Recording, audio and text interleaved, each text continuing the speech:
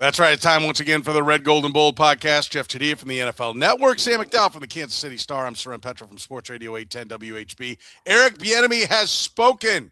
And at the end of the day, we have the blueprint for the Kansas City Chiefs under Eric Bieniemy. We'll talk about it. First, we'll get into the fact that, Bill Belichick didn't go in on first ballot. How long will Andy Reid wait on his turn to get in? Then we get into the Eric Bieniemy. What does he bring from Chicago? Are we going to see a softer, kinder, gentler Eric Bieniemy this time around? What does he do to help Patrick Mahomes? What do we hear from Eric Bieniemy, Andy Reid, Patrick Mahomes? We've heard them all talk. Are we convinced that the offense is going in the right direction? We're going to talk about it right here, right now on the Red, Gold, and Bold. You are listening to the Red, Gold, and Bold podcast, the most in-depth analysis of the Kansas City Chiefs on planet Earth, breaking down the Chiefs like no one else can. Red, Gold, and Bold is hosted by Jeff Chadiha, Sam McDowell, and Soren Petro. Jeff Chadiha is a senior columnist and on-air personality for the NFL Network and NFL.com. Sam McDowell is a columnist for the Kansas City Star. Soren Petro is the afternoon drive host of the program on Sports Radio 810 WHB in Kansas City. The Red, Gold, and Bold podcast is proudly brought to you by Gann Asphalt and Concrete, Kansas City's nationally recognized full-service paving and pavement maintenance contractor, making parking lot problems disappear in Kansas City since 1994. Free consultations, no commissions, in-house crews, and every project comes with a written warranty. Find them online at GannAsphalt.com or call 816-484-3338. Gann Asphalt and Concrete, one contractor, all things parking lot. Now, here are the hosts of the Best Chiefs podcast, Jeff Chadiha, Sam McDowell, and Soren Petro.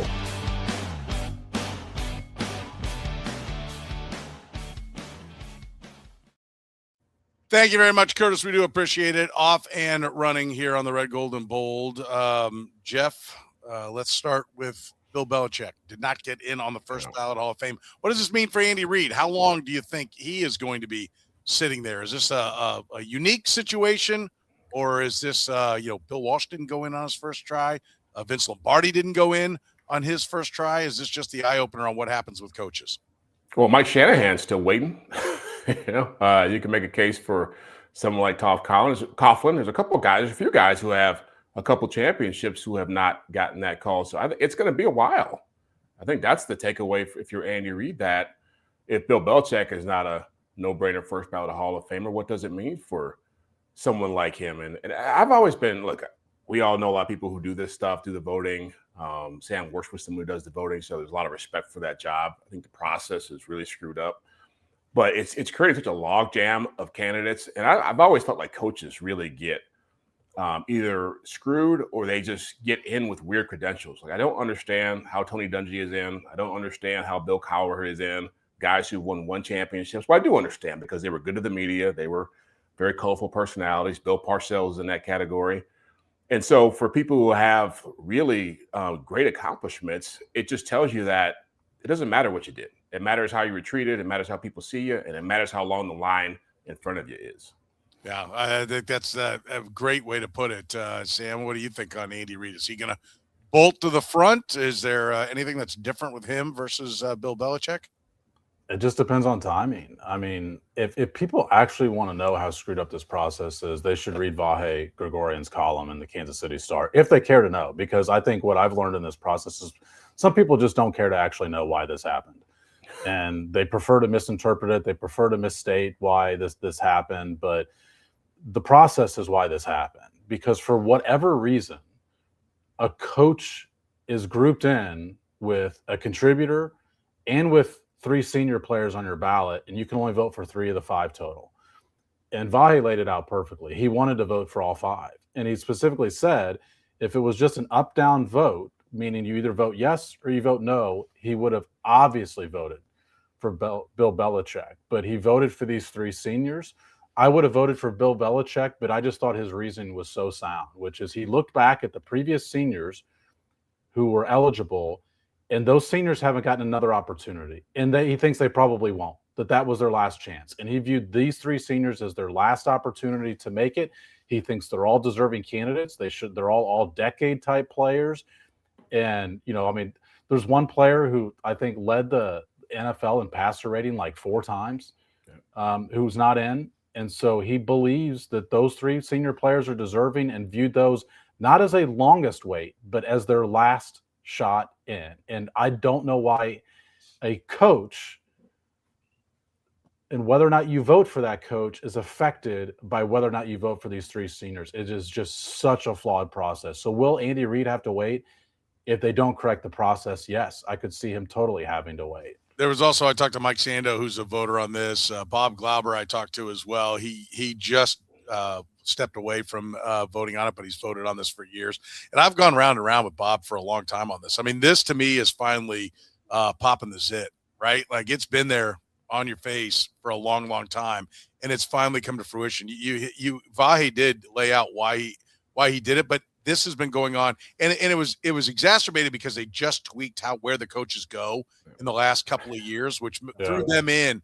But the problem to me that's been building is they have always done. Jeff put it. Who are you in line behind? And there should be no line. Like that's my frustration. And I remember even Bob Glauber saying, all right, guys, we're all going home one night at the Super Bowl. I can't remember if we were in New Orleans or Indianapolis when me and him and a couple of the other Hall of Fame voters were talking about this, and we were all getting fired up. I mean, it was a healthy kind of, it wasn't like we were about to come to blows over it, but we were getting animated over it. And they're like, well, but I got to put this guy in. He can't go in first ballot because I got to get this guy in. I'm like, no, it's 2 questions. Is he a Hall of Famer? Yes or no? Okay. He goes in the yes category.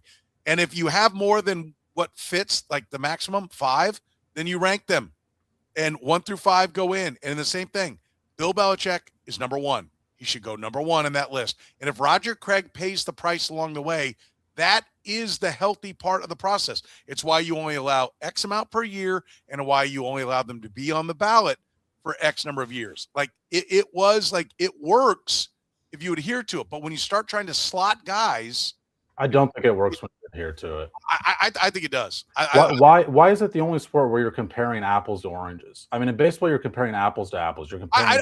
I don't argue with your point. Like if you wanted to say, hey, we have a coach vote over here, but my overall point is about the players. Like they had a shot.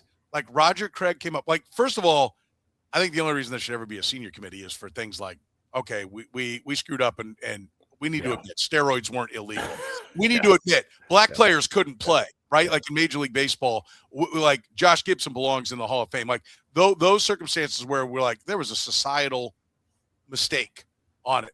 But if you sit on the ballot for 15 years and the group that covered you says no, or that X number of people are in front of you, that is where the process keeps it the elite of the elite. It's like Deion Sanders said, they threw in 20 guys in one class to correct the mistakes. And Deion made a point. He's like, well, we need a different Hall of Fame then for those of us that are really the elite. Yeah. Right? Like that's what it's supposed to be. If the Hall of Fame has people arguing about who shouldn't be in and not who should be, then it's broken. Right? And they're too worried about, making sure they get everybody in. There should be people not in that are deserving. That's what makes it elite.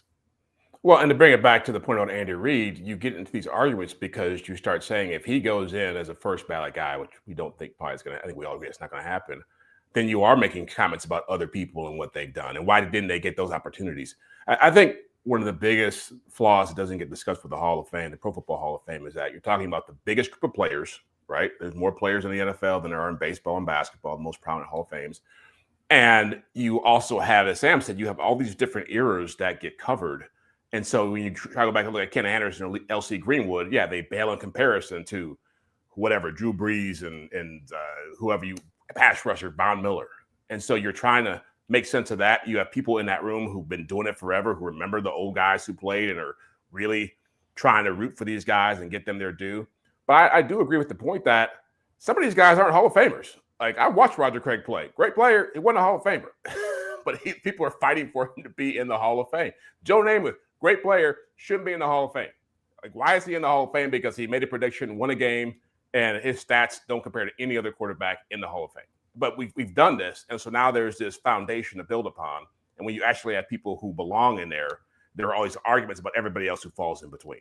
And that's where Andy Reid's going to be affected. See, that's the conversation that should be had, though, Jeff. And that can't be the conversation that's had because of these groupings together. Yep. Like, it should just be, this player, does he belong? Yep. And that should be what the voters is voting for. That's what they're voting for in these other sports. But instead, the conversation has to become, okay, but if I pull this in player, I can't vote for this coach or this contributor. Like, that's the absurdity of the process. And that's the part that needs to be corrected. Yeah, I'm so happy that this happened because I've been screaming about this and nobody cared. And I get why. I think, Jeff, that was one of your original points. Sam, it was yours. If you care to understand how it works, the way you put it, people have not cared about it. And I've railed on it. Like, it to me, the eye opener was when Will Shields had to wait multiple years. And it was explained to me like, well, we still got to get this guy in and we got to get that guy. I'm like, what? That was the genesis of the heated conversation I had back at the Super Bowl years ago.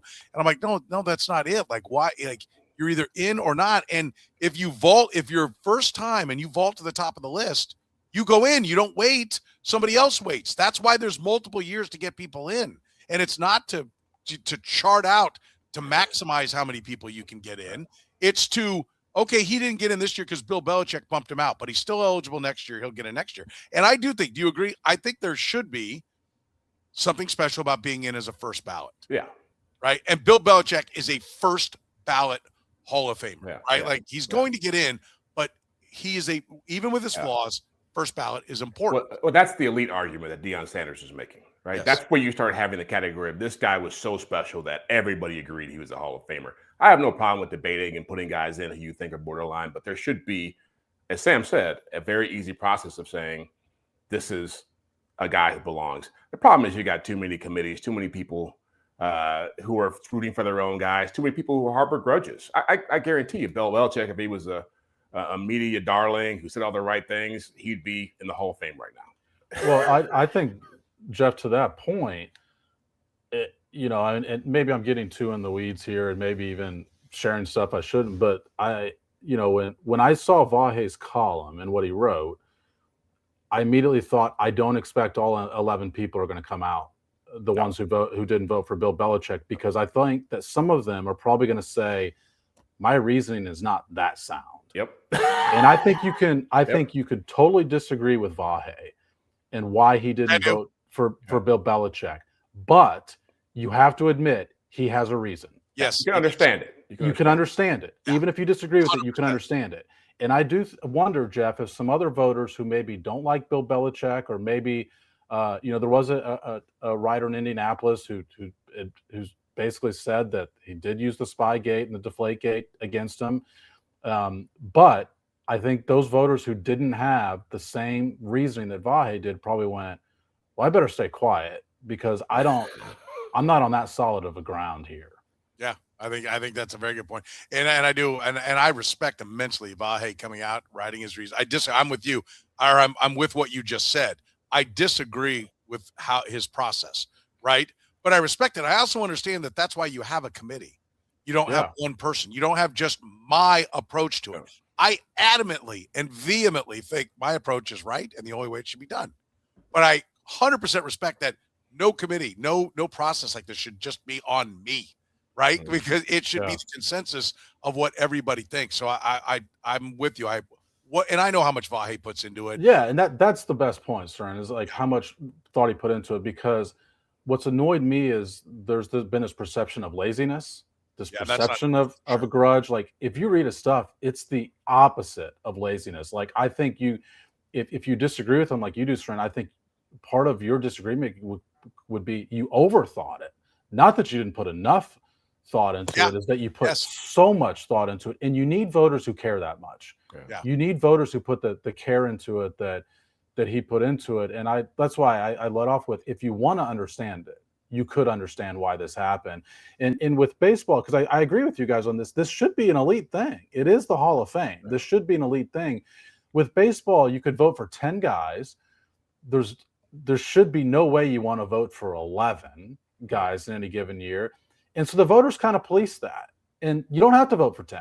You can vote for 1. You can vote for 0. And there's been guys who have done that. I mean, there's Dave Scretta one year voted for 0. guys. Like you could vote for 4 or 5. Like that's the typical thing. And so that's how the elite status is policed is I've got a ballot here of all apples to apples. It's just players. And I decide, well, if I'm going to put this guy in, or if I'm going to exclude this person, then I have to exclude all these others as well because they don't belong on the same level. And that's why the process works, I think, even though it's not a perfect process either, but I think it works so much better than the process that's been unveiled here. Yeah, it's to me, it's a better process if it's two-pronged. What I would do is have, like you said, an up-down vote, like we do with the Heisman or Hall of Fame. And if you don't make that vote, then you fall into this category where you can have these senior committee people looking at you and making cases for you, right? I don't think you have to make a case for Bill Belichick or Andy Reid or Tom Brady. Like that's simple. And then you put people having to constantly make cases over and over again for the same people year after year after year. It just seems like you're creating, again, a line, and people begin to say, okay, this guy deserves to get in because I watched him play or he was important in my market. And I know people there was a writer who was in Cleveland who had a Hall of Fame vote who said he would never vote for Art Modell because he moved that team to Baltimore. Never vote for him for that. And I know that stuff happens way more, especially with like Terrell Owens or Michael Irvin, some of these guys. Jim Tyra, Jim Tyra has the most open and shut case ever for being in. He was a first ballot caliber player. He was arguably the greatest offensive lineman that played in the AFL, played on championship teams, and you're not supposed to take off the field. But there was a clear – that's the other thing is there's snitches. There's people that are leaking what's going on. I don't know why their ass hasn't been thrown off the committee because I went round and round with Mike Sando. You absolutely can find out who the snitch is. There's no doubt. All of us have done reporting.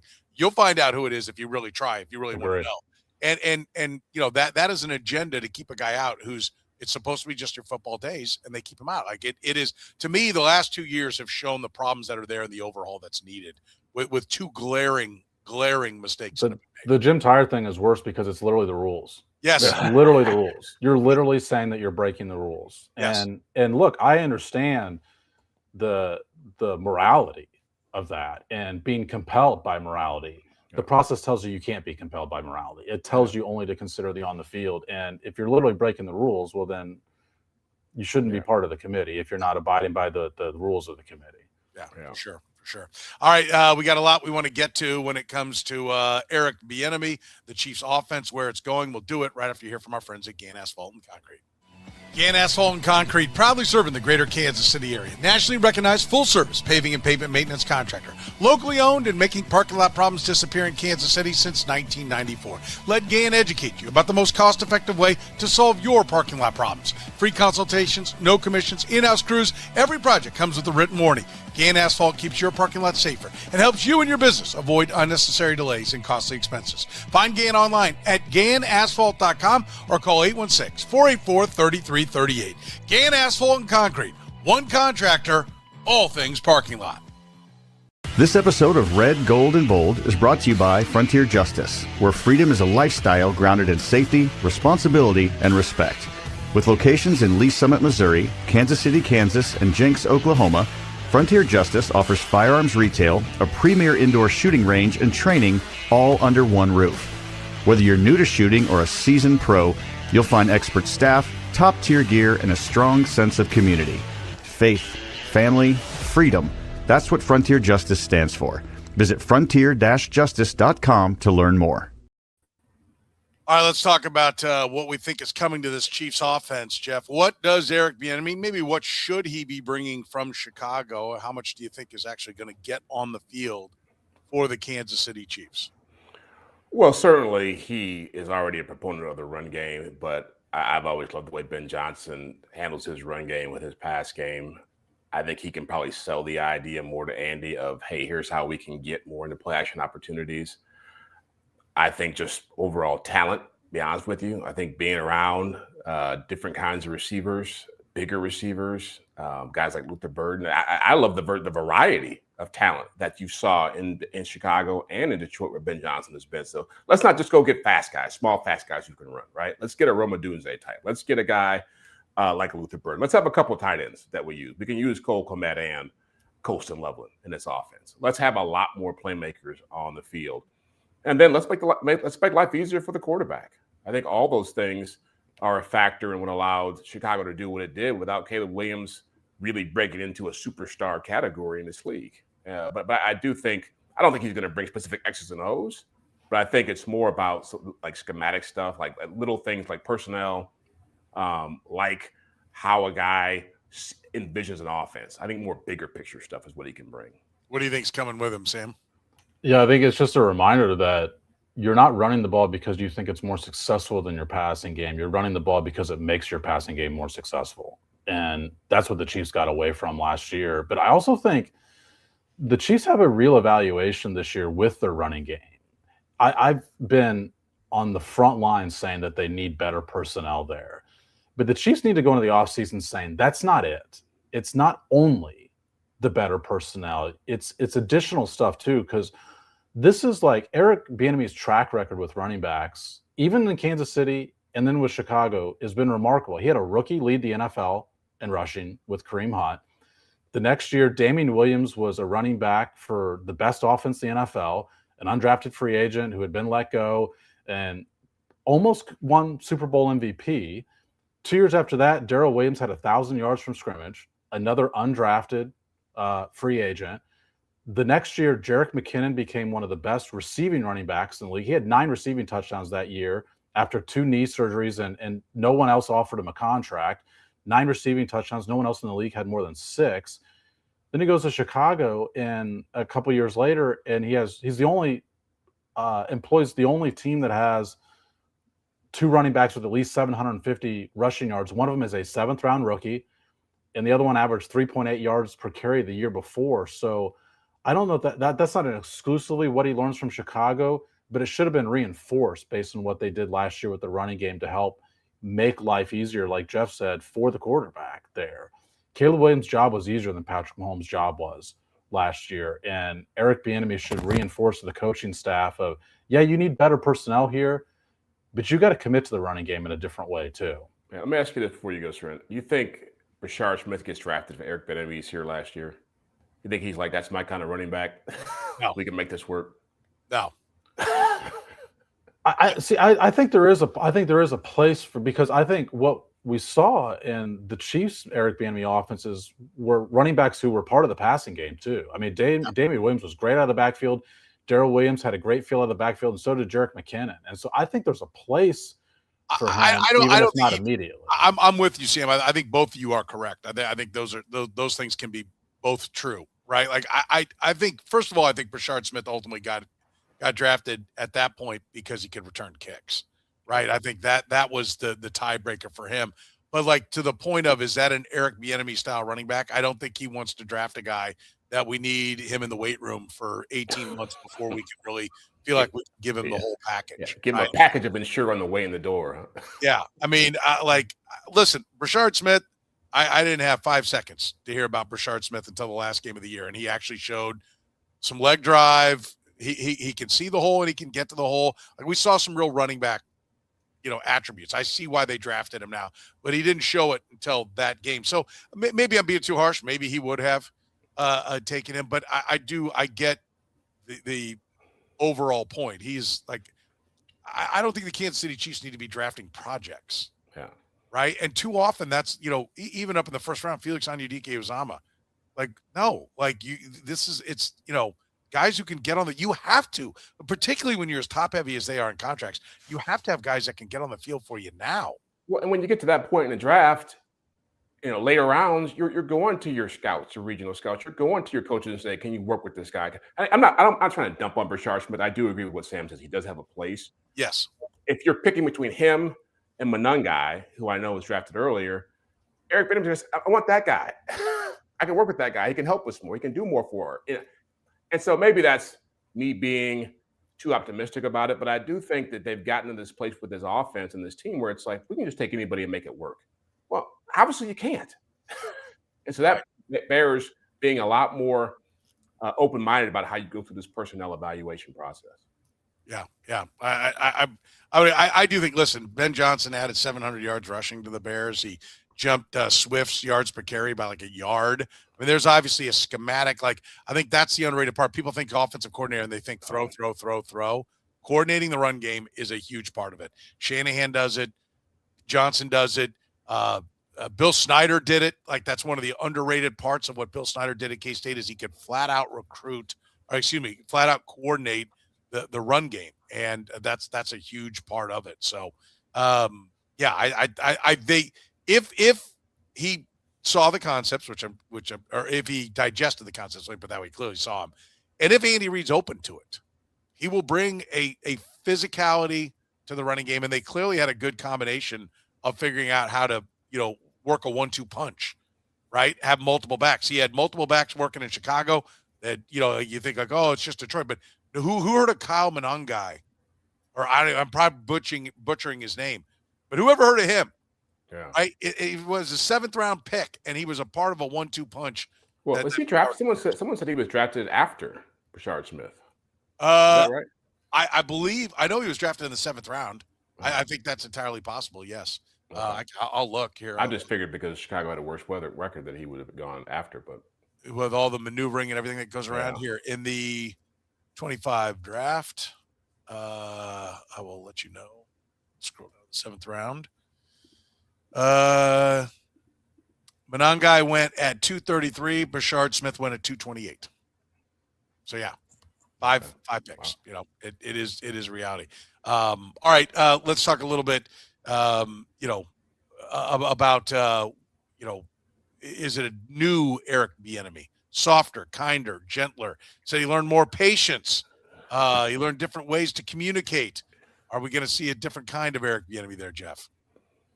I'll believe it when I see it, but I do think that when you go to other places, you have different experiences, and you grow as a head coach.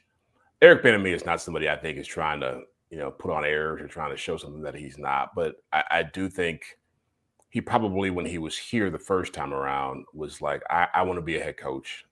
That's my goal. And I'm going to impact this team in a way that a head coach would impact a team. I think once that option goes out the window, I think there is the possibility of him recognizing that, okay, I got to reach guys in a different way. I think he's always, I think when you're in places that aren't winning, going to like a Washington, being in college, the Bears obviously had a lot of young talent. You're not guaranteed, okay, we're just going to ascend to a playoff team. We're going to go win championships. And so maybe he had to find different ways to address different kinds of players. I was watching the video of him that's always gone around getting on Adrian Peterson in the first rookie year, Adrian Peterson's first year, and just Peterson looked like he was ready to punch him in the face half the time. I think he's far from being that guy. But I also think that he's older and wiser and probably more aware of this team is coming up a 6-11 season. And if I'm running guys down all the time, that may not be the best way to get to them. I'm going to keep guys accountable. I'm going to be honest. But there may be a different pitch in his repertoire now than we didn't see before. EB's still going to be EB, he also said, Sam. What do you think? Do we see different tools and motivation tactics for him or not? I think the Chiefs hope not. I mean, this is why you brought this guy back. You brought him back because of what he was already providing you before, and you felt like it was missing. So I don't think you want a different person walking through that door. I think you brought him back because you want that guy walking through that door. I mean, I did hear, the way I interpreted the message he was delivering there was more that he recognizes that some players are different, that some players respond differently to the same message. And so I think there'll probably be those individual conversations might change a little bit, but the overall mentality that he brings to practice, that's why you brought him here. I don't think you want that to change. I think you gain experience, right, along the way, and that affects everything you do. He never struck me like you watch a lot of youth sports, like when you have kids and you see some of the coaches that are just yell, and they just yell because they don't know and they don't really know what they're doing. Yeah. So they try to make it look how much I care, look how into it I am. And you'll see that in the pro. You'll see it as levels go up less and less. Eric Bieniemy I think he gets labeled as being like one of those guys. That wasn't what he was. There was always a purpose and a point when he got fired up at somebody. And so I do think it's possible that I think you'll still see that, you'll see that moment, but I think it's possible that, he realizes when to put a hand on a shoulder and just say, hey, this is what we're looking for. I mean, I think you get a better version of Eric Bieniemy. Like whatever his skills are, I don't think you go to 3 different stops, 3 different, like really the learning probably, as much as we want to say it's bringing Ben Johnson's scheme here, the learning is probably the failures in Washington and UCLA. I mean, that's probably where he gained the most, was like looking back at it and going, well, this is why this went to hell in a handbasket. Well, I was screwed the day I walked in at Washington because this, and this were already being done, and I couldn't affect that change and those kind of things. I mean, he'll be a different guy. I think he'll be a better guy for it. Yeah, and it's different when you're the position coach and you're in one position's ear versus the OC, and you're talking to the quarterback and talking to the head coach, and you can't be 100 miles per hour all the time in that position. And so I think he probably gained something from Ben Johnson, who held Caleb Williams accountable, and there's stories about him giving a play to Caleb Williams, and Caleb Williams was like, "Can you repeat that again?" And he's like, "No, get it figured out." But Ben Johnson also is like a player's coach, right? I mean, you see that. But I think even more so when Eric Bieniemy left here, NIL was not the thing it is in college football. Transfer portal was not the thing it was in college football. Players are coming in with different mindsets and a whole bunch of attitude and a whole bunch of entitlement, and they may tune you out. It may be harder to reach a guy like a Rashee Rice or Xavier, where there's somebody who needs this level of accountability because they've already had their asses kissed and been handed a whole bunch of stuff. And so maybe that's part of what he's talking about as well, just understanding, okay, maybe I have to come at these guys in a different way because they may just shut me out. Yeah, and I don't think that's just players. I mean, one of the things that really stood out to me that Eric Bieniemy said was about in Washington, he'd have to get up and convince people of why we're doing this game plan, why this is the plan on Sunday, and get people on board with. That's coaching coaches. And that's part of your job as an offensive coordinator too. And I do think, after hearing Andy Reid talk on Monday, when he mentions a top 5 offense, he mentions a top 10 offense. If 6-11 doesn't provide a reality check for where you are, Eric Bieniemy will, because he'll be honest with you. And I think you get the benefit of the fact that he's not great. All the rest of the Chiefs coaches, other than the new guys they brought in, but the returners, Andy Reid being chief among them, is grading himself when he looks at last year's team. Eric Bieniemy is not. He's coming in and he's going to dig into the offense and say, here's where you guys were last year. No excuses. Yes, sir. Yes. And I think you can debate whether or not he's the best person to evaluate the X's and O's of your scheme. But I don't think there's a debate of the person most likely to deliver his honest opinion in that room, doesn't care about ruffling feathers and saying, this is where you guys were bad last year. And I know this is criticism of you specifically, or you who controlled the running game last year, but I'm delivering this message anyway. And so I think you get a benefit of that. And it's the outside voice that you needed. And because it's one that's going to deliver it as honestly as he feels fit. Yeah, I think that's a great way to put it. All right. Does absence make the heart grow fond 3 years away? Does this improve the relationship with Patrick Mahomes? We'll talk about it right after you hear from our friends at Frontier Justice. This episode of Red, Gold, and Bold is brought to you by Frontier Justice, where freedom is a lifestyle grounded in safety, responsibility, and respect. With locations in Lee Summit, Missouri, Kansas City, Kansas, and Jenks, Oklahoma, Frontier Justice offers firearms retail, a premier indoor shooting range, and training all under one roof. Whether you're new to shooting or a seasoned pro, you'll find expert staff, top-tier gear, and a strong sense of community. Faith, family, freedom. That's what Frontier Justice stands for. Visit frontier-justice.com to learn more. Gann Asphalt and Concrete, proudly serving the greater Kansas City area. Nationally recognized full-service paving and pavement maintenance contractor. Locally owned and making parking lot problems disappear in Kansas City since 1994. Let Gann educate you about the most cost-effective way to solve your parking lot problems. With free consultations, no commissions, in-house crews, and every project comes with a written warranty, Gann Asphalt keeps your parking lot safer and helps you and your business avoid unnecessary delays and costly expenses. Find Gann online at GannAsphalt.com or call 816-484-3338. Gann Asphalt and Concrete. One contractor, all things parking lot. All right, how about being away for 3 years? And, there was obviously some rumblings that maybe Pat and Eric Bieniemy weren't necessarily jibing. There's no way that he's back without Patrick Mahomes being like, I'm good with this. Does this relationship get better, Jeff, because they've had a few years away? Oh, I think there's no question about it. I don't think you make this move without Patrick Mahomes being behind it. And Patrick Mahomes is in a different place in his career now than he was when Eric Bieniemy left. And look, we don't know the depth of whatever friction they had and tension. But, when Eric Bieniemy was leaving town, Patrick Mahomes had won a couple championships and was feeling good about who he was and was being talked about as being the greatest player ever and was on a fast track to that place. And now he's lost another Super Bowl. He's gone through a difficult season. He's gone through an ACL tear, and he's seen some of this erosion to what was in place when he showed up. I mean, all he's ever known is success and players trying to win championships and Hall of Fame and all this stuff. And so I think they're very similar in the fact they don't put up with a whole bunch of BS when it comes to losing games. Like when they start to feel like we are putting together a product or we are getting into a place that is unmanageable as far as winning championships, they don't have much patience for that.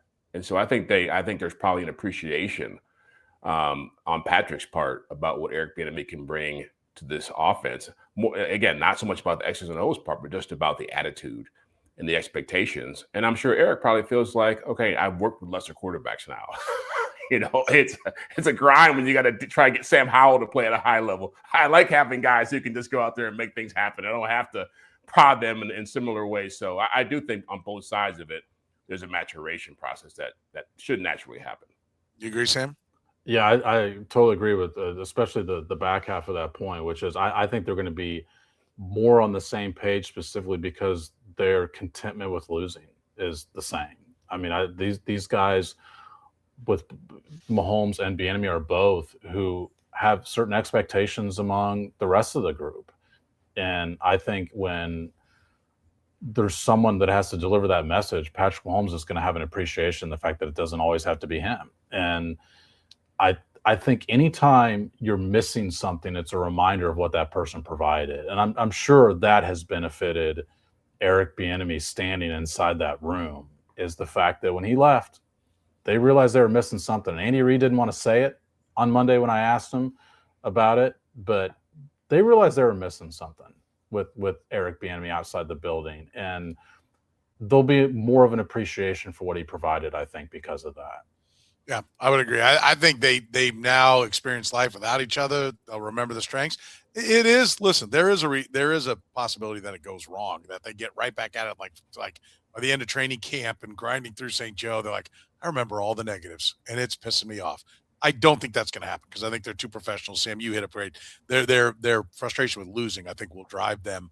Not wanting to lose will drive them, and I think they will both highlight the strengths of what each one brings to the table. After we've heard all this, more or less confident in the offense, Jeff. We've heard Bieniemy, we've heard Reid, we've heard Mahomes talk about where he is. Where are you at as far as your confidence in the offense? I'm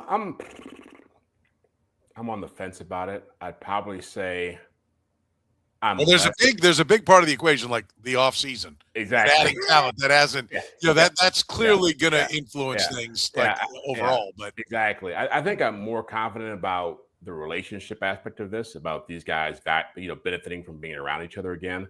I am not as confident about the X's and O's parts of this, which to me is the bigger part of it. So I guess I would say I'm less confident because it's all good to feel. It's great to be warm and fuzzy and feel good and love each other again and be reunited. But we all know the bigger problem was the X's and O's and where this team ranks in terms of or compares to other people around the league and what they're doing.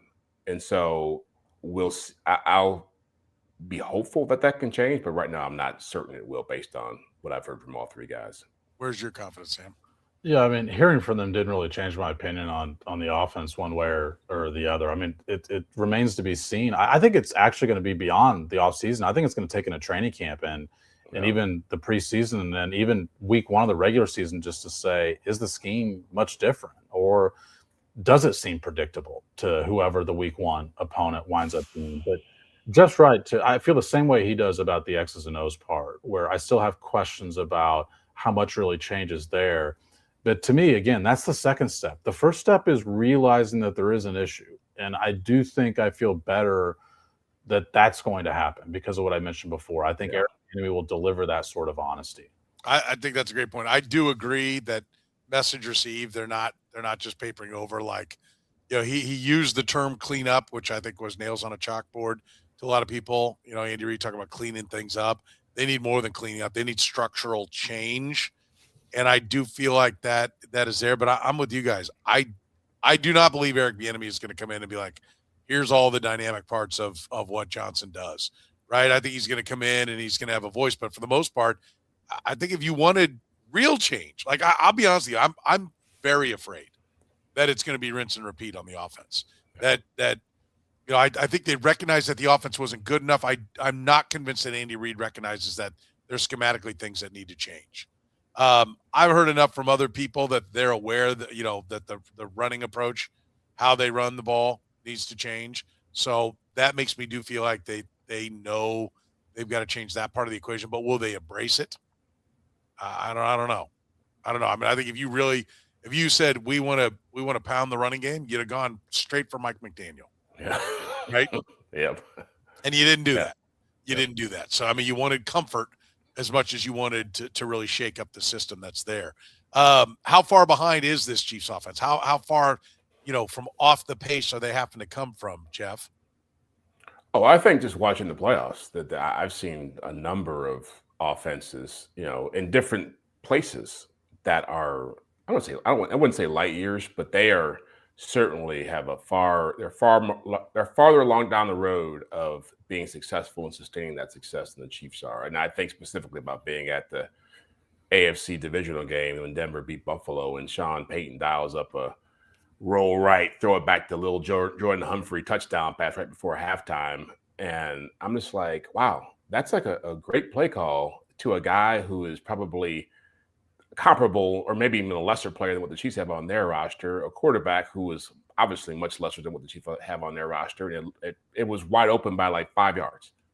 I think about Seattle when they wanted to go down the field against the Rams, anytime they want to do it. Obviously, they're throwing to a much better receiver in Jackson Smith and Jigba in some of those plays.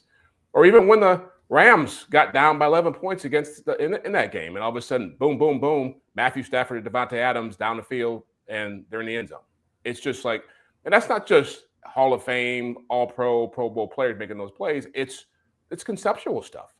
It's schematic stuff that's set up by multiple tight ends, play action, run game. I just see so much diversity and so much imagination that I'm not seeing in this offense. And they've gotten away with that for a long time. I think it's going to take a while because it's getting the personnel in place and then getting that foundation to do that stuff is going to take some time. How far are they coming, Sam? Yeah, I mean, teams defend the Chiefs differently than they do most others. I mean, I this is going to sound repetitive, but the fact that I've repeated this so often speaks to their inability to fix it, which is teams give them space. And they give them space in very specific areas of the field, and the Chiefs are unable to take advantage of it. So that's going to me, turn the dial on how different is this offense next year. I mean, they were still, for all their emphasis on the downfield passing game, they were 25th out of 32. Mahomes was 25th out of 32 quarterbacks in completion percentage on downfield throws. He had one touchdown on downfield throws, which ranked 32nd in the league.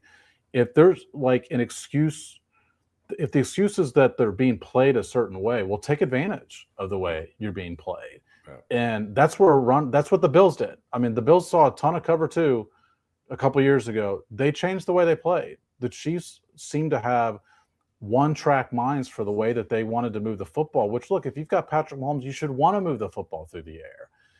But how far you are behind depends on how easy you make that. And you've got to have a running game that's significantly better. The best offenses in the league have an easy button, and the Chiefs don't have an easy button. And for a lot of teams, that's play action. And you guys heard me ask Andy Reid about play action after the year, and he basically said teams weren't respecting the running game. They weren't responding on play action. They were like 20th in the league this year and yards generated from play action for a team that passes the ball a lot. Yeah. They've got to find a way to hit the easy button. And before you go, I want to just, because Tommy Lester made a point about, well, they picked on a backup defensive back on that play to little Jordan Humphrey. In the AFC Championship game, they threw a 52-yard pass to Marvin Mims on their first scoring drive that went right past Christian Gonzalez. Like, that's an all-pro corner. So you can do these things against great players, and you should do them against players you can take advantage of. But the point is, they're getting plays the Chiefs aren't making. Well, look at what I pointed out over. It was, I think our recap immediately after the season, after that Raiders game, is I had dug into some stats about just what backup quarterbacks in the league had done over the last 3 weeks. When the Chiefs were playing a backup, they had one touchdown from a backup quarterback. The rest of the league was averaging like double the amount of points. The rest of the league was winning with backup quarterbacks. Like, you can't put quarterbacks in just positions to see. The Chiefs back in 2019, Matt Moore looked pretty good, and they brought him in off the street. They won a game with him against a playoff team. Yep. They were in the fight against Aaron Rodgers' Packers team with Matt Moore playing quarterback, because it used to be easier to play quarterback. And that's where I'm saying that the running game has to assist that. It can't be all of it, but man, it's a major part of it. Yeah. I agree. And like that, those last 3 games were the absolute validation that schematically there are problems. And to Jeff's point about the talent, I saw a graph about like separation in man and zone, and the Chiefs' top 3 receivers, like Juju showed that he could get open a little bit in zone, but down in the lower left, where you never want to be on these graphs, were Xavier Worthy, Rashee Rice. Do you mean against man? Because they tore up zone this year. No, they had him as far as their separation that they were getting there. Even they had him in the lower left. They had him down at not being good against zone or man, as far as just the receivers' ability. I'm not saying it's the end all be all, but it was just one chart that plotted all the receivers, and here were the 3 Chiefs down here.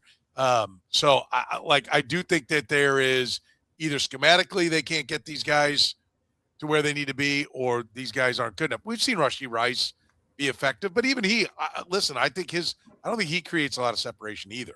Right. And we've talked about, he's kind of a one-trick pony. Is that, because that's all he can run, or is that because that's all they'll give him? And I think that remains to be seen, but they have to get more. It starts with the running game. And I think if you have a good running game, your play action point, Sam, I think is spot on. I think that's a big part of the reason why things are the way they are, is that there is no respect for the running game. And I think that compounds. Their idea was to lob the ball over the top, and that was going to back people off for their short passing game. Didn't work. What they're finding out is you need to punch people in the mouth. They don't have the ability to do it. I think that's going to be a problem for them moving forward. Just real quick? Patrick Mahomes was 3rd in the NFL in EPA per dropback against zone, 26th against man. Yeah, this year. Yeah. Well, I'm talking about the receivers. As far as the separation that they were creating in it, they were 10th in yards. They weren't a disaster when Mahomes went down, but they weren't when you put that much of your money and your cap over to that side of the ball. You're not supposed to be pretty good. You're supposed to be better than that. What is a reasonable expectation for how much better they can get this year, Jeff? I mean, so much depends on what they do as far as the talent acquisition. Right. I mean, to me, that's the key thing. Are they going to bring in more playmakers? And are the guys who are going to be returning, specifically Rashee Rice and Xavier Worthy, how are they going to approach this offseason? Because this is, to me, is a big year for both of those guys in terms of showing maturation and development and proving that they can be more than what they've shown previously. I think they're not going to be as bad as middle of the pack. But I'm not ready to say they're going to be a top 10 offense yet without knowing who's going to be on the field. I'd put them, if they could get to 12, they could get somewhere close to the top 10, that'd be great. But there's so many good offenses out there right now that it's hard to imagine them jumping over, certainly not the Rams or Seattle or Buffalo, Baltimore when Lamar Jackson gets back, teams that just have, explosive, have proven the last couple of years to be pretty good offenses. What do you think, Sam? What's reasonable to expect them to how much better? I mean, if you have the best quarterback in the NFL, you should be a top 5 offense.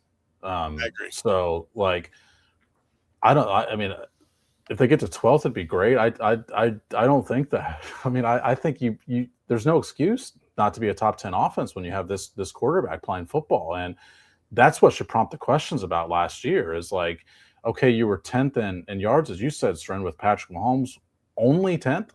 With Patrick Mahomes, you should be a top 5 offense when you have this quarterback. Yeah, I will. Terry said pressure on the front office. I mean, yes, there absolutely is. But I think there's also pressure on the coaching staff. The front office is not providing players that the coaches don't want. Right? They did not move up for Xavier Worthy because the coaching staff went, no, Keon Coleman's just as good. They went up for Xavier Worthy because the coaching staff, presumably Andy Reid, chairing that committee, said this is what we need. We need elite speed to stretch the defense. So, it is, they all work together. And I know, Terry, I know you're a good football fan. You know that. But, I mean, I do think that is part of what hopefully Eric Bieniemy comes in and goes, guys, we're overemphasizing things that don't matter. I mean, I'm going to tell you this is what worked in Chicago, and this is their approach to it. Like, that's where you hope that there is a voice in the room now from the coaching staff that goes, we need some other things. Like, get me a bigger wideout that can block downfield for my running backs, right? Like Xavier Worthy being tossed aside like a rag doll. You want to know why we haven't gone 15 yards? Because even if we do, granted, we can't get 5 yards out of our running back, but if we did pop it for 5, we're not going any further because ragdoll there is getting thrown off the field, and like there's a DB coming up and taking the legs out from underneath my running back. Like, give me somebody who can actually get a body in front of someone. I mean, I do think I agree. I think the personnel part is part of the equation. I agree with both sides. I think the personnel is going to be important for them to improve. Sam's right, and you got the top quarterback. What are we talking about here? Like you need to be one of the top offenses in football. Yeah, but that's the biggest part of the equation. But to that point, what top quarterback hasn't been gifted great talent? They put a lot of resources into the offense. I mean, their offensive line should be pretty good. Yeah. Second most expensive offensive line in football and cap wise, and the guys who aren't expensive are high draft picks. And then they've invested in the receiver position. No, they haven't had top 10 picks, but they've got plenty of high picks on the receiver side of the ball. 52% of their cap is on the offensive side of the ball. And Mahomes is a big chunk of that, but there's no excuse. Like, you can't be that tilting that far over as far as your investment and suck on that side of the ball. Well, the point I'm making is on the playmaker part of it. The offensive line is fine as far as I'm concerned, but it's just if you were to rate their running backs and tight ends and receivers from last year, the whole package. We did a supporting cast show like back out last offseason. Yeah. They would not be anywhere close to the top 15 in the league. They'd probably be below average. Yeah, I mean, the running back kills them. Yeah, I would say that. The wideouts hurt them too, but I just do we feel that the wideouts will look better with a better scheme? I mean, I think they have. I don't think they can just point to the wideout talent and say that's why the offense where it was last year. Like, they've got enough to work with, even if they don't have elite to work with. I think if they get somebody who can coach the wideouts into the finer points of getting their ass open, getting their feet in bounds, knowing how to run routes. I mean, I am quite optimistic that O'Shea and Bieniemy are going to make the wideouts better, right? But the scheme still has to put them in positions to where, the defense doesn't go, I know exactly where he's going. Because I'm going to tell you, the Chargers knew exactly where everybody was going. I mean, they were killing Rashee Rice. He was dead man walking coming off that line of scrimmage. Yeah. Safeties were coming hell-bent and taking his ass out. Yeah. And that to me was the most glaring thing, that like they are not hard to figure out anymore. Yeah. Well, and to your point, it's not just about they knew where they were going; they knew where they couldn't go. That makes it even more helpful for defense. I know what you can't do. So here are my options, and I'm going to jump on the first two I see because 3, 4, and 5 don't matter anymore. Yeah. That's a great point. Listen, if you want to support the Red, Gold, and Bold, we encourage you to support our great sponsors, Gann Asphalt and Concrete. Kansas City's past more than 30 years. This locally owned and operated Kansas City company has been solving parking lot problems. You own or manage a business, one contractor, all things parking lot, that's Gann Asphalt and Concrete. Find them online at GannAsphalt.com and Frontier Justice with locations in Lee Summit, KCK, Jenks, Oklahoma. Whether you're new to shooting or a seasoned pro, you'll find expert staff, top gear, and a strong sense of community at Frontier Justice. Find out more at frontier-justice.com. For Jeff Chadiha from the NFL Network, Sam McDowell from the Kansas City Star, I'm Soren Petro saying thank you very much for joining us here on the Red, Gold, and Bold.